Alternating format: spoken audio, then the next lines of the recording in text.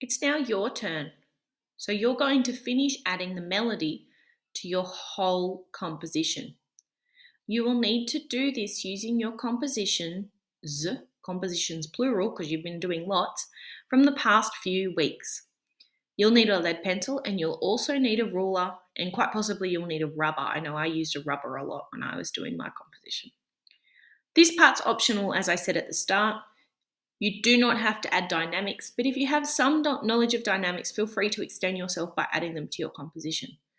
When you have finished adding the melody to your whole composition, remember that should be at least 8 bars, your composition should look something like this. And this is my composition here. You can see that I've got 12 bars and you can see that it's finished. When you think that your composition is done, you need to use this checklist, which is also available on the next slide. So you need to make sure, and I'm going to show you, I'm going to check off my work as I go. You need to make sure that you've got all these things. So I've got a time signature, just here. I'm going to tick that off. I've got min and rests. There's one here, and there's also one here, and there's also one here. So I've used min and rests. I've used crotchet rests. There's one there. I've used quaver rests. There's one there. I'm going to swap colours now so that I'm not confusing myself. I'm going to show you the different notes that I've used, the different lengths of time that they go for. So I've got a minim here. I've got a crotchet here. And I've got a quaver here. And I've also got pairs of quavers here. So remember, quavers can be in pairs or they can be by themselves.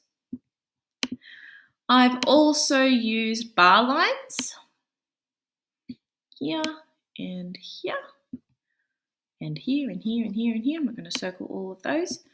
I now need to check that I've got 4 beats in each bar. So the way that I can do that is I can actually put a line above each of the beats where the beats fall. So there's 4 in that one. This one I've got 1 here, 1 here. Remember, I know that a pair of quavers together equals 1 beat. So I've got 4 in that bar. 1, 2, 3. Because remember this minim rest is held for 2 beats. 1 here, 1, 2, 3, 4. And you can see there that I've got 4 beats in the whole top row of my piece of music. You can go and check your piece of music, but I'm not going to show you the whole piece because we'll be here all day. You need to check that you've got 12 bars. So we can see here that I've got 1 bar, 2 bar, 3 bars, 4 bars, 5 bars, 6 bars, 7, 8, 9, 10, 11, 12. So I've definitely got 12 bars. I've got a double bar line. And remember, the double bar line goes at the end of the piece of music. So I have got a double bar line. And then remember, we need to use a clef. So I'm reading a treble clef. You can see my clef is here and here. So you use your clef at the start of every new line. But you do not need to use a time signature at the start of each line. You only need to use a time signature at the start of your piece of music for us right now. I'm not talking about when we would use a different time signature. So only at the start of your music do you need your time signature. I've included the tempo. These two here, the tempo and bar numbers, I'm going to write an O here and a P because they are optional. You do not have to do that, but I've included it in my work just to help myself so that I know that my tempo is going to be 100, so 100 beats per minute. Remember, we talked about tempos a little bit last week. That's the speed at which I want my music to be played at, my composition to be performed at. And then I do have bar numbers. They're a little bit tricky to see.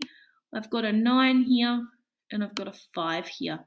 And with bar numbers, you can put them on every single bar, but it can get a bit confusing. So you just need to put the bar numbers, just like the treble clef, just at the start of each line.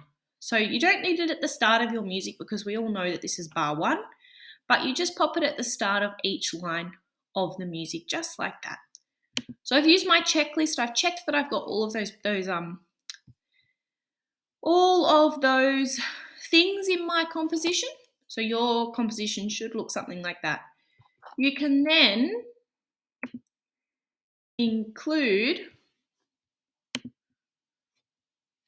your composition here on this slide.